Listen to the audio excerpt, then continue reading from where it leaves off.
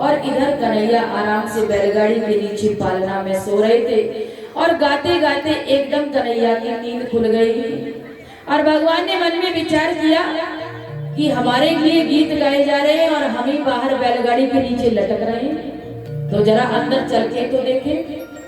और जैसे ही विचार करते हैं अंदर चलने का तो एकदम सोचने लगते हैं अभी तो हम बहुत छोटे हैं, चलना तो आता ही नहीं है, तो चले कैसे। तो एकदम भगवान को विचार आ गया कि बच्चों के अंदर एक ही बल है, बाला नाम रोदनम बला। बच्चों के अंदर रोने का बहुत बड़ा बल होता है और जब बच्चा रोना प्रारंभ करते हैं तो माताएं सारा काम छोड़ के अपने लाल को गोदी से लगा लेती हैं, उठा लेती हैं। और आज जैसे ही भगवान ने रोना प्रारंभ किया और रोते रोते भगवान की दृष्टि बैलगाड़ी के ऊपर गई तो क्या देखते हैं, एक सक्तासुर नाम का असुर बैलगाड़ी पर बैठा हुआ है, जो कंस का भेजा हुआ असुर है, भगवान को मारने के लिए आया था। भगवान ने तुरंत एक लात मारी बैलगाड़ी में, बैलगाड़ी टूट गई और जितने मट मटके रखे थे सब उस पर फूट गए। सक्तासुर का उद्धार इस प्रकार से भगवान ने किया और बैलगाड़ी के टूटने का और मटकों के फूटने का शब्द जब मां के पास सुनाई पड़ा, सभी गोपियां और मां यशोदा दौड़ करके आई। और जैसे ही देखा भैया अभी आंधी तूफान आया नहीं, गाय बैल कोई निकली नहीं, तो ये माट मटकी और बैलगाड़ी कैसे फूट गई। एक ग्वाला, एक छोटा सा लाला दौड़ करके आया और कहता भैया मैं बताऊं मैं बताऊं। भैया बोली हाँ लाला तू बता। तो ग्वाला कहने लगा भैया तुम सब लोग गायवे बजावे में मस्त थी और लाला तेरा रो रहा था और मैंने सोचा चल लाला को ले जाकर के मैया के पास पहुंचाऊं। और मैया जैसे ही मैं लाला को लेने के खातिर आगे बढ़ा तो इतने में क्या देखा, तेरे लाला ने एक लात उठाई और बैलगाड़ी में जमा दी और बैलगाड़ी टूट गई। मैया बोली भांग खा के तो नहीं आए हो, ये 4 दिन को लाला और यानी बैलगाड़ी में लात मार दी और बैलगाड़ी टूट गई। छोटे छोटे ग्वाला कहते मैया हम साची कह रहे हैं, आंखों देखी बात बता रहे हैं। मैया कह रही है जाओ पहले अपनी आंखों का इलाज करवाओ। और मैया ने उन बच्चों की बात को सही नहीं माना। सुखदेव जी कहते हैं राजन, जिस प्रकार से माताएं अपने बच्चों की बात को सही नहीं मानती, ये तो बच्चे हैं कुछ भी कह देते हैं, उसी प्रकार से माँ यशोदा ने भी इस बात पर विश्वास नहीं किया। और मैया ने तुरंत लाला को गोदी में लिया और उठा करके अंदर ले गई और मन में विचार करती है रोज नई नई आफत मेरे लाला के ऊपर आ जाती है। और एक दिन क्या हुआ, मैया लाला को दुग्ध पान करा रही थी और दुग्ध पान करते हुए माधव मुस्कुरा रहे थे, मैया का दुग्ध पान कर रहे थे और आनंद से लेते थे। इतने में भगवान ने आसमान में देखा कि एक तृणावत नाम का दैत्य आंधी तूफान बन करके आ रहा है। जब आंधी आती है ना घूमते हुए आंधी, तो कूड़ा करकट भी अपने साथ लाती है। ऐसे घूमते हुए तृणावत नाम का दैत्य आ रहा है। भगवान मन ही मन मुस्कुराते हैं, मेरे मामा जी ने आज मेरे लिए उड़न खटोला भेज दिया और मैया यदि मुंह को थोड़ा नीचे उतार दे तो मैं या उड़न खटोले पर बैठकर घूम के आऊं, लेकिन मैया तो उतार ही नहीं रही है। तो भगवान ने धीरे धीरे अपना वजन बढ़ाना प्रारंभ कर दिया और दूध पीते पीते भगवान इतने भारी हो गए, मैया आंखें फाड़ फाड़ के देखने लगी, हे भगवान मेरो नेक तो लाला अभी इतना हल्का और इतनी जल्दी इतना भारी कैसे हो गया। मैया विचार करती है, फिर मैया मन में सोचती है कि 1 घंटे से या तो दूध जो पिवाए रही है और इतने ज्यादा दूध पी लियो, इस वजह से ये भारी है।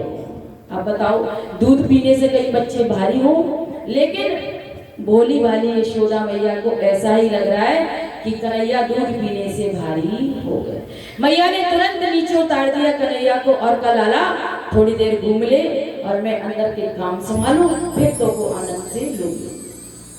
और मैया तो कन्हैया को छोड़कर अंदर चली गई। इतने में तृणावत नाम के दैत्य को मौका मिल गया, आंधी तूफान बन करके आया और भगवान को उठा करके अपनी पीठ पर बिठा लिया महाराज। और जैसे ही पीठ पर बिठा करके आकाश में उड़ते हुए ले जाने लगा, पूरे ब्रजमंडल का दर्शन करा दिया भगवान ने। पूरा ब्रजमंडल उस तृणावत नाम के दैत्य की पीठ पर बैठ करके घूम लिया।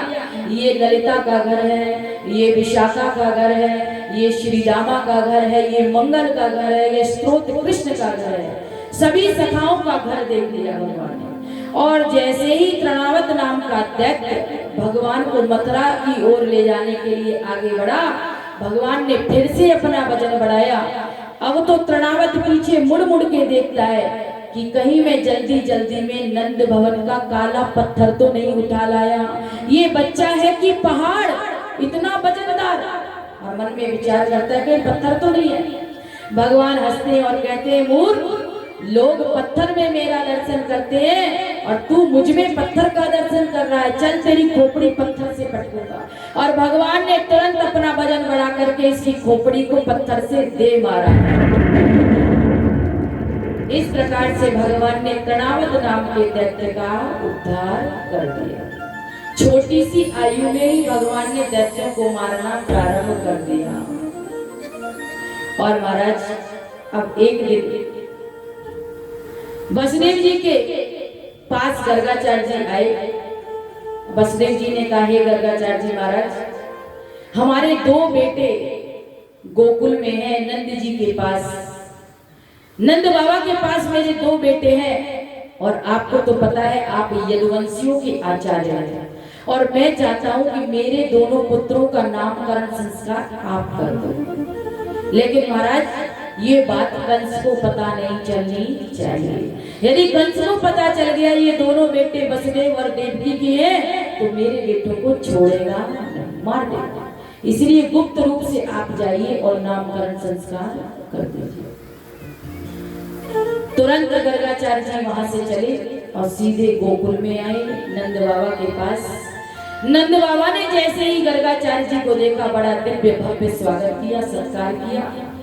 और नंद बाबा को गौशाले में लेकर के, गर्गाचार्य जी को गौशाले में लेकर के नंद बाबा आए।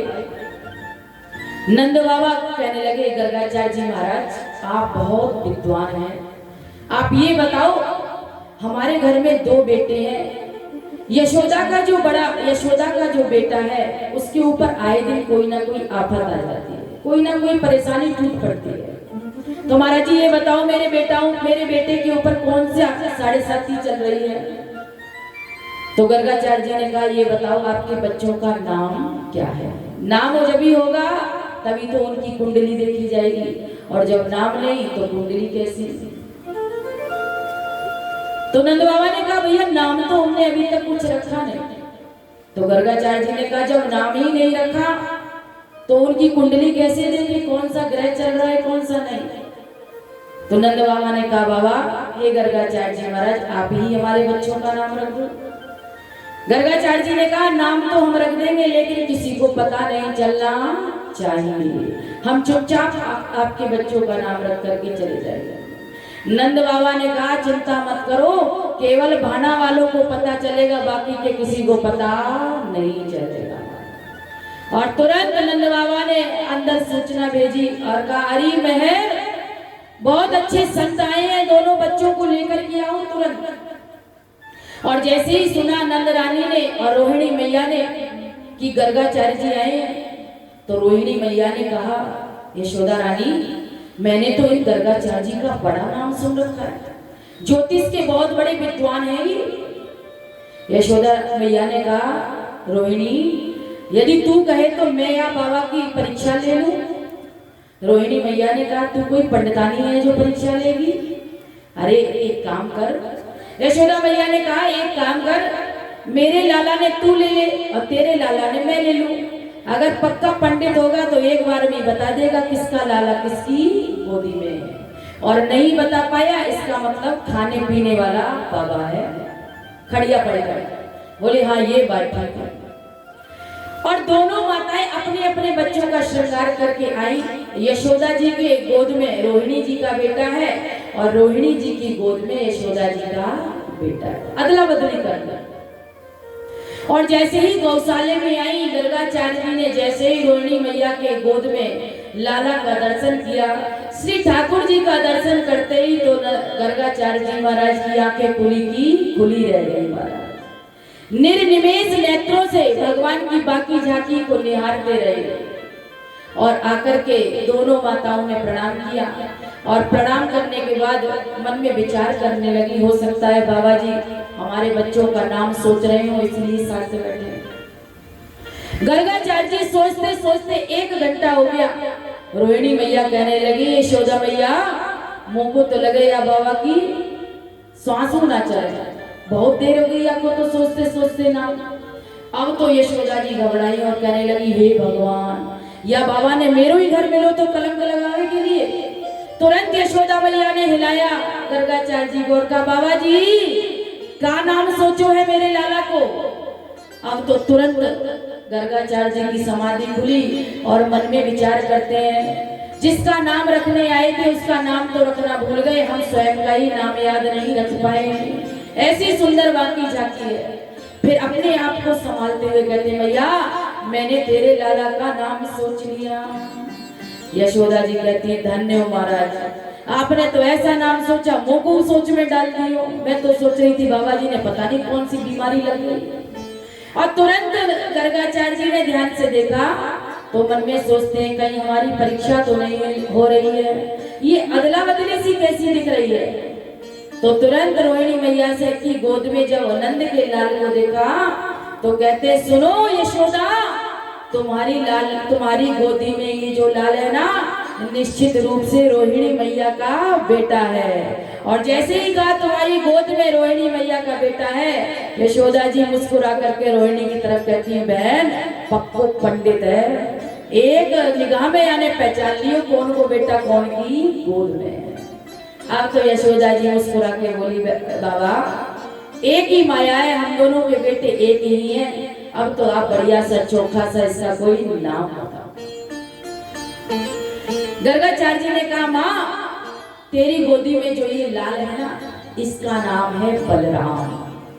यशोदा मैया की गोदी में रोहिणी नंदन है, इसलिए इनका नाम है बलराम। बलम दिक्यति, ये बहुत बलवान होगा, बलशाली होगा, और आज से इसका नाम पड़ गया बलराम। यशोदा मैया ने कहा, महाराज जी ये छोटे वाले लाला का नाम और बता दो। जैसे ही छोटे वाले लाला का नाम बताने की बात कही, गर्गाचार्य जी ने कहा, मैया या के नामन कीमत पूछे, या के नाम अनेक अनुपम, हजारों नाम है आके, विष्णु सहस्त्र नाम, गोपाल सहस्त्र नाम, सब याही के तो नाम है। मैया बोली, महाराज मुझ को हजारों नाम अंत कोई काम नहीं है, मुझ को तो एक चोखो सो नाम बता दो। तो मैया या समय हम आपके लाला को नाम रखते हैं कृष्ण। और जैसे ही कहा कृष्ण तो मैया पूछने लगी, या को मतलब का हो गए महाराज। कर्षति इति कृष्ण, जो अपनी ओर आकर्षित कर ले उसका नाम है कृष्ण। किसी को बांसुरी बजा करके आकर्षित करते हैं, किसी को अपनी चितवन हिला करके आकर्षित करते हैं, तो किसी को मंद मंद मुस्कुरा करके आकर्षित कर लेते हैं, इसीलिए इनका नाम है कृष्ण। मैया बोली, महाराज नाम तो आपने बड़ी जोरदार रख दिए, पर ये बताओ मेरा लाला बड़े होके क्या करेगो। माताओं को बड़ी लग जाती है ना बच्चों के भविष्य के बारे में। बच्चों का पैदा होने की देर नहीं है, बड़े होके ये क्या करेगा इसकी भविष्यवाणी पूछती है। एक पति पत्नी में झगड़ा हुआ, एक पति पत्नी थे। पति कहते हैं मैं मेरे बेटे को डॉक्टर बनाऊंगा, पत्नी कहती है मैं इंजीनियर बनाऊंगी। पति कहते नहीं डॉक्टर, पत्नी कहती engineer, doctor engineer, doctor engineer, लड़ाई शुरू। अब महाराज लड़ाई शुरू हुई तो पत्नी ने कहा एक काम करते हैं, गुरुजी के पास चलते हैं, गुरुजी जो कहेंगे वही मान्य होगा। तो पतिदेव ने कहा महाराज हम अपने बेटे को डॉक्टर बनाना चाहते हैं, हमारी पत्नी इंजीनियर। तो गुरुजी ने कहा एक काम करो, बेटे को बुलाओ, अपनी मन की क्यों चला रहे हो, बेटे से पूछ लेते हैं बेटा क्या बनेगा। तो पत्नी बोली महाराज वो तो अभी पैदा ही नहीं हुआ है। तो बालक पैदा नहीं हुआ, डॉक्टर इंजीनियर बनाने की पड़ गई। और आज यशोदा मैया कह रही है महाराज ये बताओ मेरो लाला बड़े होके क्या करेगो। ऐसे ही गैया चराएगा या डॉक्टर बनेगा या मास्टर बनेगा, क्या करेगा, नौकरी करेगा कि व्यापार करेगा। गर्गाचार्य जी ने कहा मैया साची साची बताए। मैया बोली साची साची बताओ, बड़े होकर तेरा लाला एक नंबर का चोर बनेगा और जैसे ही ये बात कही बोले महाराज आपने तो पूरी रामायण कर दी। आखिर मेरो लाला काहे बात की चोरी करेगो? महाराज मेरे घर में 9 लाख गैया है, दूध दही की कमी नहीं है, तो मेरो लाला काहे की चोरी करेगो ये तो बताओ। गर्गाचार्य जी ने कहा भैया मैं अपनी तरफ से कुछ नहीं बता रहा हूँ, या की जन्म राशि बोल रही है, या की कुंडली बोल रही है। ये छोटा मोटा चोर नहीं बनेगा, चोरों का सरदार बनेगा। जैसे हनुमान जी महाराज ज्ञानियों में अग्रगण्य माने जाते हैं, ये चोरों में अग्रगण्य माना जाएगा, चोरों की गिनती में सबसे आगे खड़ा होगा। अब तो मैया कहती है महाराज मुझको तो टेंशन हो रही है चोर की बात सुनकर, ये बताओ चोरी काहे की करेगा? गर्गाचार्य जी ने कहा सुनो मैया, ब्रजे प्रसीदम नवनीत चौरम चौरा अग्रगण्यम पुरुषम नमामि। ये चोर बनेगा, चोरी करेगा, इसलिए एक नाम इसका हरि पड़ेगा। हरि का मतलब जो हरण करता है। ये अपने भक्तों के पाप ताप संताप को चोरी कर लेगा, हरण कर देगा, इसलिए इसका नाम हरि पड़ जाएगा। अपने भक्तों की पाप की चोरी करेगा, उनके पाप समाप्त कर देगा, उनके ताप समाप्त कर देगा, उनके संताप समाप्त कर देगा, इसलिए ये चोर बनेगा। मैया ने कहा ठीक है महाराज जी, जो बनेगा सो देखा जाएगा, बहुत दूर की बात है, अभी तो आप भी जाओ और मैं भी चलती हूँ। और इतना कहकर के गर्गाचार्य जी को विदा किया और मैया अंदर आई। रोहिणी जी से कहती रोहिणी महाराज जी ने नाम तो बड़े बढ़िया रखे, लेकिन कृष्ण कृष्ण कहने में थोड़ी सी जीव लपेटा मार जाए, इसलिए मैंने भी 2 नाम सोच लिए। कौन से? बड़े बेटे का नाम बलराम और छोटे का कृष्ण, तो बड़े का नाम मैंने बलुआ रख दिया और छोटे का कनुआ। और बलुआ और कनुआ कह करके मैया ने लाड़ लड़ाना प्रारंभ कर दिया। बोले बलुआ कनुआ महाराज की। इस प्रकार से भगवान का नामकरण संस्कार श्री गर्गाचार्य जी महाराज ने किया। आइए हमारे बीच में महाराज जी श्री कृष्ण गिरी जी महाराज बैठे हैं। आइए 5 मिनट का समय महाराज जी के लिए, और उसके बाद कथा को आगे बढ़ाते हैं।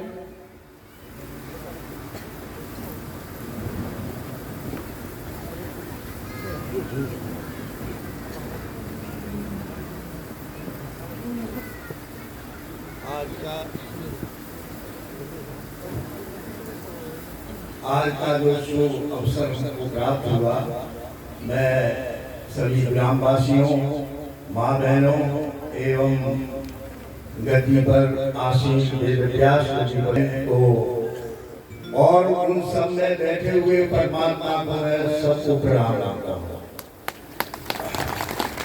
ईश्वर अंश जीव अविनाशी चेतन अमर सहज सुख। ईश्वर और ऐश्वर्य की परिभाषाएं तो वेदांत और उपनिषदों में बहुत लंबी व्याख्या है, शॉर्ट में मैं इतना ही करूंगा। उसका ऐश्वर्य जो है आकाश और उसमें चमकते हुए तारे और सूरज, बहती हुई नदियां, विशाल जंगल और पर्वत, जो हम उस ईश्वर का ऐश्वर्य देख रहे हैं, उन 5 तत्वों का पृथ्वी जल वायु और अग्नि आकाश से हमारी चेतना का आगमन हुआ और जीव की उत्पत्ति हुई। जिस दिन व्यक्ति ये समझ लेगा, जिस तरह से बरसात के समय में विभिन्न तालाब, छोटी छोटी नदियां, गड्ढे, उसमें विभिन्न प्रकार का सुंदर स्वच्छ और गंदे पानी रहता है, लेकिन सूर्य का जब प्रतिबिंब पड़ता है तो उसका प्रतिबिंब गंदा कभी नहीं होता।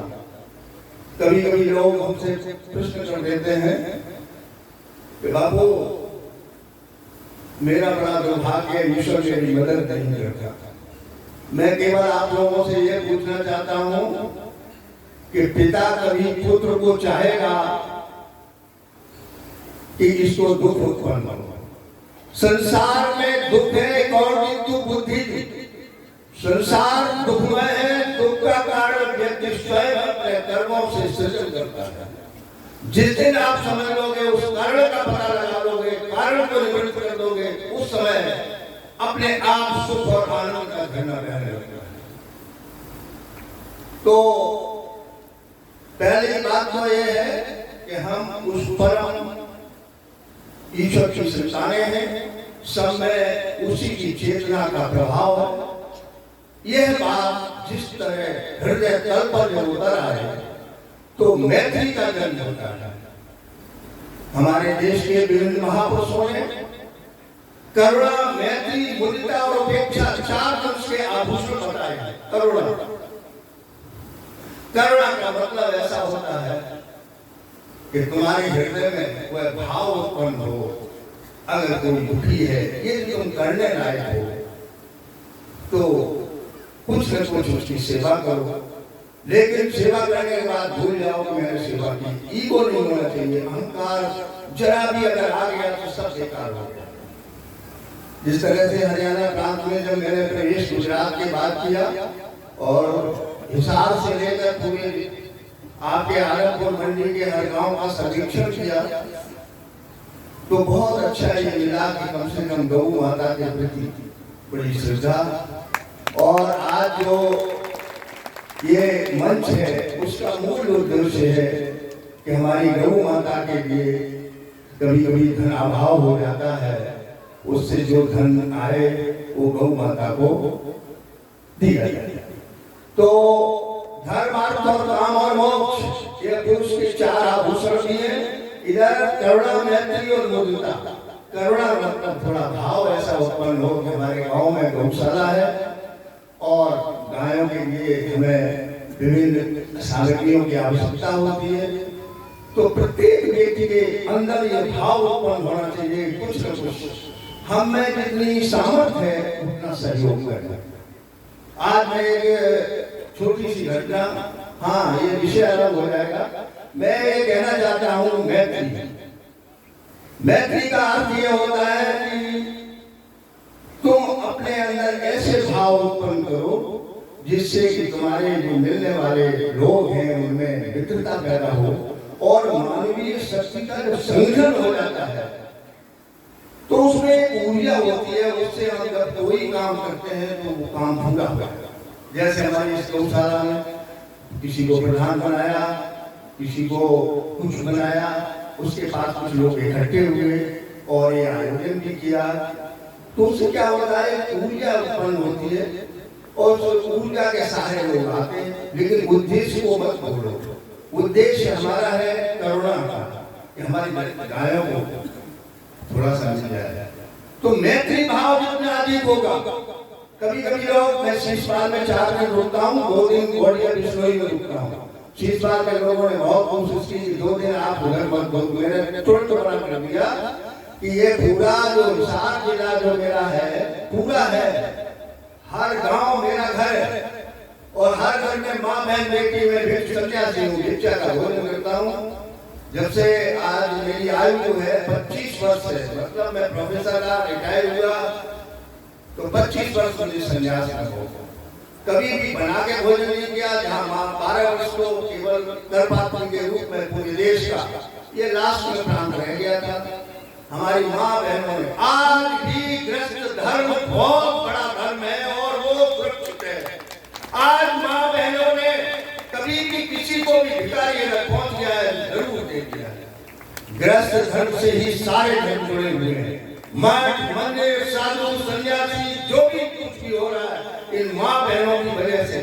पुरुष एक बार नाकार करते, लेकिन हमारे माँ की जो करुणा, जो मातृ शक्ति है, आज जो 9 महीने तक गर्भ में बेटे को रखती तो उनके अंदर करुणा का भाव होता है, दया का भाव होता है और पैसे होती है, माँ समर्पित कर देती है और अपना जो कुछ भी हो सकता है सब कुछ वो दान के लिए भी तैयार है। तो आज इस धर्म का जो पालन कर रही है वो मेरी मातृ शक्ति आज सबसे बड़ा कार्य है। जहाँ पर भी धार्मिक कार्य होते हैं वहाँ पर माता बहनों की संख्या ज्यादा होती है और पुरुषों की कम होती है।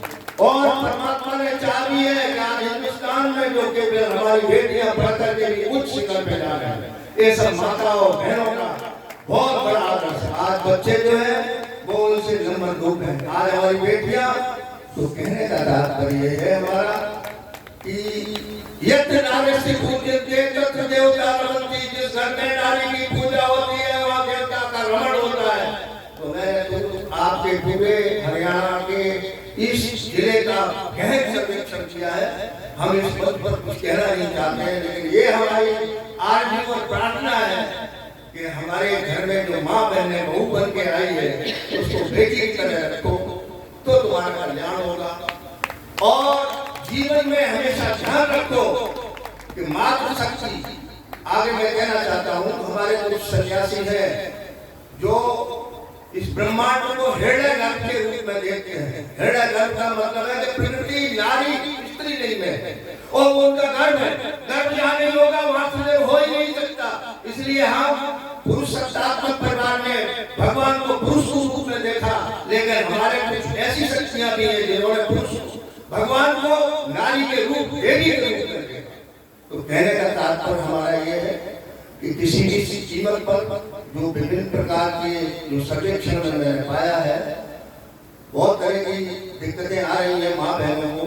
तो आप लोग कृपा करके ये विशेष ख्याल रखें कि सामाजिक कुरीतियां जहाँ जन्म ले लेती हैं वहाँ पर समाज का खंडन हो जाता है। तो मैत्री का हमारा यही अर्थ है कि मैत्री का भाव रखो और मैत्री से हमारे संगठनात्मक गौशाला इत्यादि का जो कार्य जितना भी हम सहयोग कर सकते हैं, मुझे तो हमारे प्रसन्न रहने का मतलब है कि जो व्यक्ति चिंताओं में ज्यादा रहता है वो व्यक्ति स्वास्थ्य रूप से जुड़ जाता है। इसलिए इस तरह के आयोजन होते हैं, हमारे विभिन्न तरह के आयोजन है, कथा है, भागवत है तथा धार्मिक विभिन्न प्रकार के कार्य होते हैं। इसमें एक व्यक्ति को एक नई ऊर्जा मिलती है, आत्मशक्ति मिलती है, नई ऊर्जा मिलती है, हमारे प्राचीन भारत की संस्कृति मिलती है, हमारा जीवन कैसा होना चाहिए। तो इस तरह का ये भाव होता है। उपेक्षा, उपेक्षा का अर्थ है ग्रस्त धर्म में 2 बातें अवश्य ध्यान रखना। अगर पिता नाराज होता है तो पुत्र का कर्तव्य है कि उसको ध्यान से सुनो, तुरंत रिएक्शन मत करो। उसके बाद शांति हो जाए, क्योंकि क्रिया के विरुद्ध क्रिया होती है, उनकी बात को सुनो, क्योंकि पुरुष के जो बाल सफेद हुए हैं या झुर्रियां पड़ी है वो अनुभव है उनके जीवन का। एकदम रिएक्शन इसी तरह से माँ पत्नी में कभी कोई बात होती तो एक सुनो, एक बर्दाश्त कर, उपेक्षा कर, थोड़ी देर बाद घंटे 2 घंटे बाद चर्चा करो तो वहां घर में सुख और शांति होगी। सबसे बड़ा पहला कर्तव्य है कि हमेशा 2 बातों का विशेष ख्याल रखो। यदि समाज हमारा अच्छा रहेगा, व्यक्ति यदि अच्छा होगा, व्यक्ति के निर्माण की जरूरत है, संस्कार की जरूरत है, शिक्षा की जरूरत है, स्वास्थ्य की जरूरत है। इनका विशेष ध्यान हमारी माताएं रखें अपने बच्चों के प्रति। और संसार का सबसे बड़ा धन जो जब बच्चा हमारे जो घर में आया है, आज भगवान कृष्ण का नाम क्यों लिया जाता है?